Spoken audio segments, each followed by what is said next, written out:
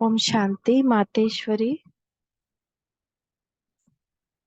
बन जाए उनके जैसे शक्ति स्वरूपा सिद्धि स्वरूपा। ब्रह्मा कुमारी दादी चंद्रमणि जी अपना अनुभव सुनाती हैं। मैं कुंज भवन में मम्मा की असिस्टेंट थी। इस कारण मुझे मम्मा के साथ संग रहने का उनके उनसे सीखने का बहुत अवसर मिला। मम्मा के हर गुण मुझे बहुत अच्छे लगते थे। मम्मा तो सच्ची योगिनी थी। कभी व्यर्थ बातों में व्यर्थ कार्य में समय गवाए यह हमने मम्मा में कभी देखा ही नहीं। हर किसी के गुण देखना, अवगुण न देखना, न वर्णन करना, दूसरों को ज्ञान समझाना, शिक्षा देकर किसी का जीवन बनाना, कन्याओं को निडर और शक्ति शेरनी बनाकर बाबा को समर्पित कराना, ये सब विशेषताएं मैंने मम्मा से सीखी। इस प्रकार हर एक भाई बहन के गुणों से प्यार करना मैंने मम्मा से ही सीखा। मम्मा की समझानी सदा बेहद की होती थी। उनका भाव सदा अनादि और आदि का होता था। हर बात को, हर व्यक्ति को वह बेहद के रूप में देखती थी। मैं समझती हूँ मम्मा में इतने सारे दैवी गुणों की धारणा का कारण यही बेहद की दृष्टि, वृत्ति और भावना थी। मम्मा निर्भय बहुत थी। वह कभी किसी से डरती नहीं थी। शक्ति स्वरूपा सदा योग निष्ठ थी। कर्मेंद्रियां सदा उनके अधीन थी। वे सबको मातृ प्रेम की भासना देती थी। आयु में छोटी थी, फिर भी उनसे बड़ी आयु वाले भी उनको मम्मा कहते थे। इतना ही नहीं, उनकी लौकिक माँ भी उनको मम्मा कहती थी। इसका कारण मैं यही समझती हूँ कि मम्मा ही भविष्य में बनने वाली श्री लक्ष्मी बनने वाली। मम्मा के ओम मंडली में आते ही बाबा ने उनको पहचान लिया था।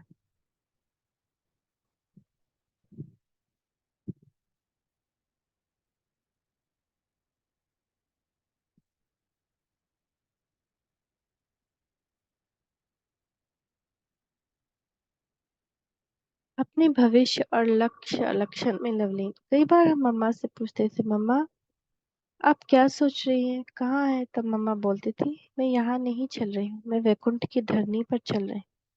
कभी कभी हमें सुनाती थी कि मुझे महारानी श्री लक्ष्मी के रूप में ये अनुभव हुआ। महाराज कुमारी श्री राधा के रूप में ये अनुभव हुआ। अपने भविष्य और बाबा के महावाक्यों पर मम्मा का निश्चय 100% था। बाबा ने कहा, उन्होंने माना और वैसे चलकर दिखाया। मम्मा की हर बात शक्तिशाली होती थी, योग में, ज्ञान में, धारणा में और सेवा में। मम्मा में न किसी के प्रति आकर्षण हुआ, न किसी से नफरत की। मम्मा ने सबको अपना बनाया और वह सबकी बनकर रही। इस प्रकार मम्मा शक्ति थी, माँ थी और असाधारण सिद्धि स्वरूपा थी। ज्ञान विशारदे संगीतकार दे मातेश्वरी ब्रह्मा कुमारी दादी मनोहर इंदिरा जी मम्मा के बारे में सुनाते हुए कहती हैं कि मेरा ऐसा सौभाग्य था कि बाबा का घर भी मेरे घर के पास था और मम्मा का घर भी मेरे घर के पास ही था। लौकिक में भी बाबा के घर में हमारा आना जाना होता था। जब पहली बार मम्मा सत्संग में आए तो उन्होंने बाबा को देखा और बाबा ने उनको देखा तो क्या अनुभव हुआ होगा। मम्मा को लगा यही मेरा सच्चा अलौकिक पिता है। बाबा को भी लगा कि यही मेरी वारिस बच्ची है, यही मेरे स्थूल और सूक्ष्म खजानों की मालिक बच्ची है। उस दिन से मम्मा ज्ञान में आगे बढ़ने लगी। मम्मा का रूप भी बदलने लगा, आचार विचार बदलने लगे, वेशभूषा भी बदल गई, ज्ञान की गहराई तथा योग में रुचि बढ़ने लगी। मम्मा गीत गाने में बहुत होशियार थी। लौकिक में किसी को कोई कला होती है तो वो कला अलौकिक में आते ही वृद्धि को पाती है और उस व्यक्ति को आगे बढ़ाती है। मम्मा हारमोनियम के साथ भी और सितार के ऊपर भी बहुत अच्छा गीत गाती थी। एक बार मम्मा ने खुद अपने अनुभव का एक गीत बनाया और गाया। इतना अच्छा गाया कि सुनने वाले बहुत खुश हुए। वो गीत सिंधी में लिखा था जिसका हिंदी में अर्थ इस प्रकार है। हे सखियों, मैं आपको क्या बताऊं और कैसे बताऊं कि ओम मंडली में आकर मैंने क्या देखा। सखियों, उस सुख का भी मैं कैसे वर्णन करूं। वहां ओम का जो अलौकिक आलाप हो रहा था वह ऐसे तीर की तरह मेरे मन में लगा कि मेरा मन शीतल हो गया और मेरे गम की चिट्ठों का अंत हो गया।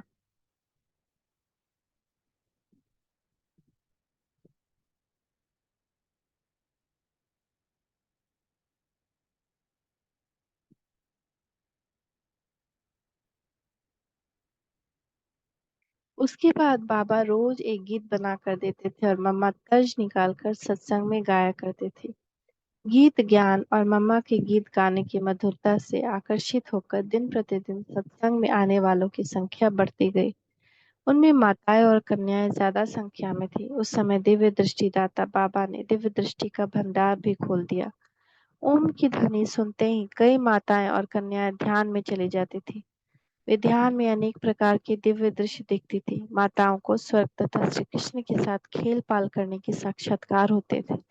आंखें बंद है मगर वह श्री कृष्ण को देख रही है। श्री कृष्ण जा रहा है और वो पीछे पीछे जा रही हैं। बाबा को पता लगा कि ये माताएं मैं श्री कृष्ण को देख रही हैं और मुझे पकड़ने आ रही है, तो बाबा सीढ़ी चढ़कर ऊपर कमरे में जाने लगे। ये माताएं अपनी आंखें बंद होने पर भी बाबा के पीछे अर्थात श्री कृष्ण के पीछे सीढ़ी पर चढ़कर जा रही हैं, दौड़ रही हैं। ये बात फैल गई कि दादा लेखराज के सत्संग में श्री कृष्ण का साक्षात्कार होता है। बहुत से लोग आने लगे और सत्संग बढ़ता गया। जैसे जैसे सत्संग बड़ा होता गया वैसे वैसे मम्मा की जिम्मेवारियां बढ़ती गई। मम्मा का लौकिक नाम राधे था। वह सत्संग में ओम की ध्वनि लगाती थी तो बाबा ने उनका नाम ओम राधे रख दिया। जब कोई भी किसी माता अथवा कन्या से पूछता तो तुम कहाँ जा रही हो, तो वे कहती थी कि ओम राधे के पास। क्यों जा रही हो, तो कहती थी कि वो हमें ओम की ध्वनि लगाना सिखाती है, उसका अर्थ समझाकर उसमें एकाग्र होना सिखाती है, इसलिए हम लोग ओम राधे के पास जाते हैं। अपना बंगला और सत्संग की सारी जिम्मेदारियों को ओम राधे को सौंप कर बाबा अपने परिवार के साथ कश्मीर चले गए। मामा जब भी सत्संग में आती थी तो सत्संग करने के बाद वहाँ कुछ न कुछ सेवा करके अपने लौकिक घर चली जाती थी, लेकिन न कभी प्रसाद खाती न भोजन करती। मामा सोचती थी इससे कर्म का हिसाब बनता है। हम सेवा नहीं करते अर्थात कम करते हैं और यज्ञ के भोजन अथवा प्रसाद खाते हैं तो उसका बोझ हमारे ऊपर चढ़ता है। हमारा काम है सेवा करना, न कि सत्संग में आकर खाते पीते रहना।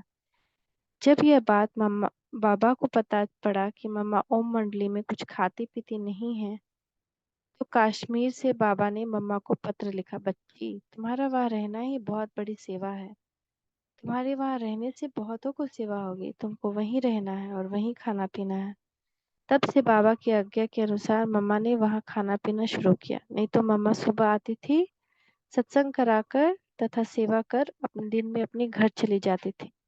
इसी प्रकार शाम को आकर फिर रात को चली जाती थी। जब से मम्मा ने यज्ञ में रहना आरंभ किया तब से मम्मा में बहुत परिवर्तन आने लगे।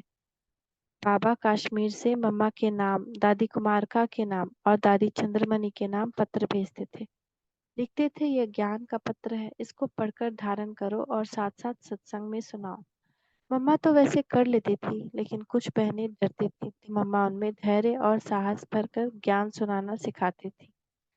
छोटी छोटी कन्याएं करीब 16, 17, 18 साल की बाबा से आए हुए ज्ञान के पत्रों को पढ़कर सुनाती थी। सबको आश्चर्य होता था कि इतनी छोटी छोटी कन्याएं इतना महान ज्ञान सुनाती हैं।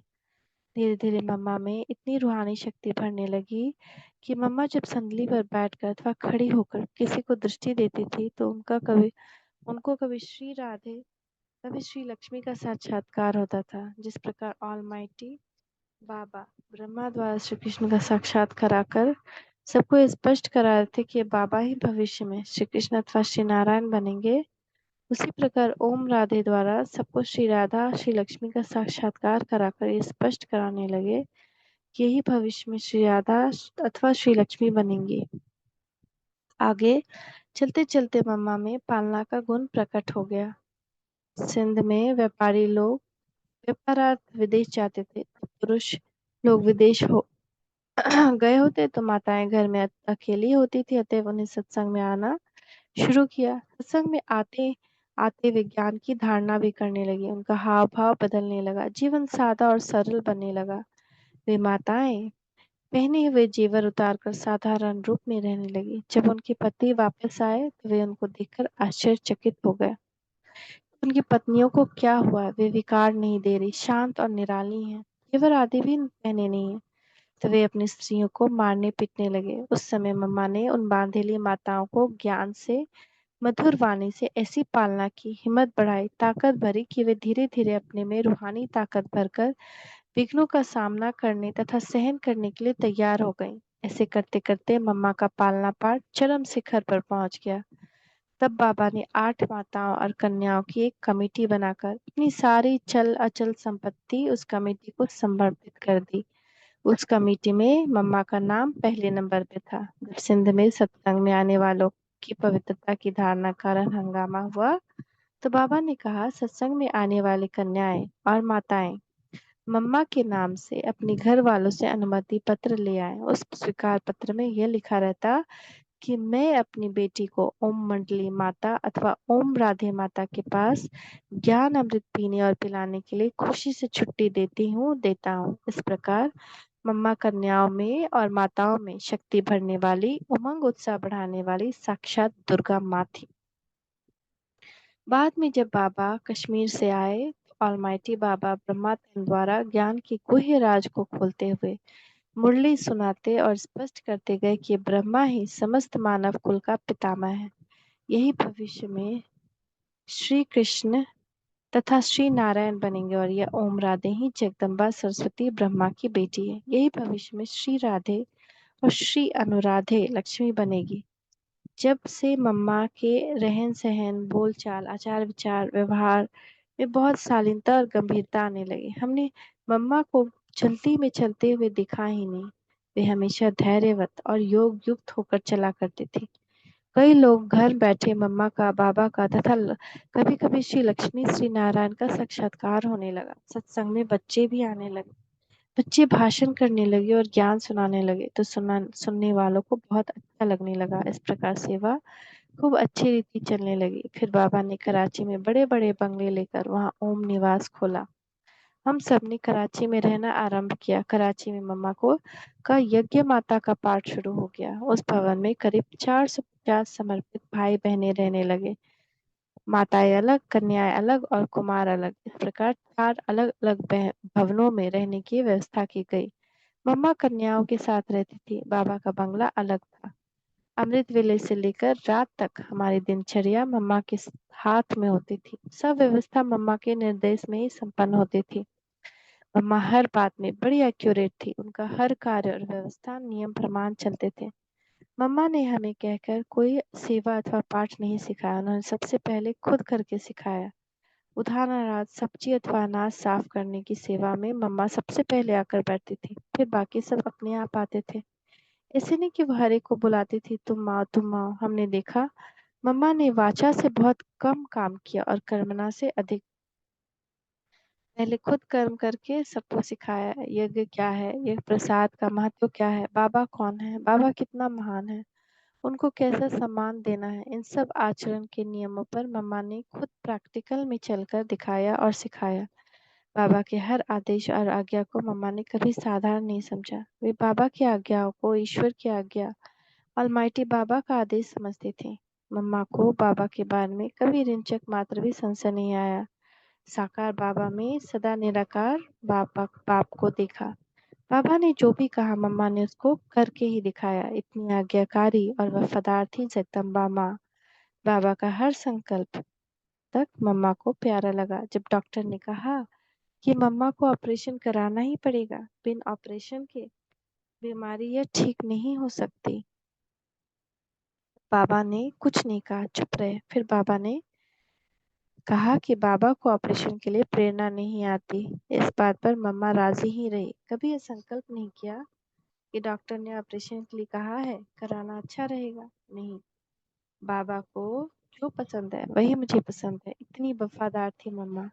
मम्मा के शब्द ही थे, हुक्मी हुक्म चलाए। बाबा हुजूर जैसे चाहे वैसे हुक्म चलाए, जैसे चाहे वैसे करे, सब उसी का है, मेरा कुछ नहीं, बाबा ने कहा और मम्मा ने दिल से उसे स्वीकार किया। कोई भी प्रश्न नहीं, कोई संशय नहीं, दूसरा कुछ सोचा नहीं। इतना निश्चय विश्वास था बाबा पर। बाबा भी मम्मा को इतना ही सम्मान देते थे। यज्ञ में आई कोई बात अथवा कुछ करना होता था तो बच्चों को बाबा यही कहते थे, मम्मा की क्या प्रेरणा है, पूछ कर आओ। मम्मा की राय के बाद मैं अपनी राय दूंगा। यज्ञ माता मम्मा है। इस प्रकार मम्मा से पूछे बगैर बाबा कोई भी कार्य नहीं करते थे। घर में जैसे माँ होती है, बच्चे की हर बात पर ध्यान देती है, उसी प्रकार मम्मा यज्ञ वत्सों के हर क्रियाकलाप, उनकी शारीरिक, मानसिक, पारिवारिक और आध्यात्मिक जीवन की प्रगति के लिए हर संभव ध्यान देती थी। समस्याओं का समाधान करती थी, प्यार दुलार से पोषण करती थी।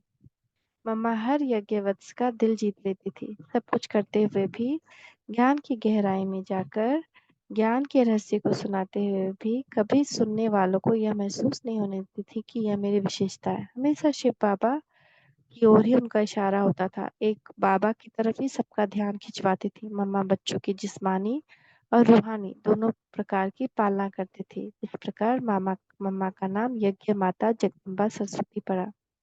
मम्मा के बाबा के सामने मम्मा मुस्कुराकर एवं सिर झुकाकर केवल एक बात कहा करती थी, हाँ बाबा अथवा जी बाबा, अन्य कोई शब्द ही नहीं। बाबा मम्मा को मम्मा भी कहते थे, बच्चे भी कहते थे। यज्ञ में हमेशा ये रिवाज रहा कि बाबा की मुरली के 10 मिनट पहले क्लास में मम्मा ज्ञान सितार बजाती थी। बाद में मम्मा बाबा आकर ज्ञान मुरली बजाते थे। ज्ञान की देवी, विद्या की देवी होते हुए भी मम्मा का पढ़ाई से इतना प्यार था कि वह दिन में 3 बार मुरली पढ़ा करती थी। मम्मा कहती थी, देखो मुरली जितनी बार पढ़ेंगे उतनी बार हमें ज्ञान का नया खजाना मिलेगा।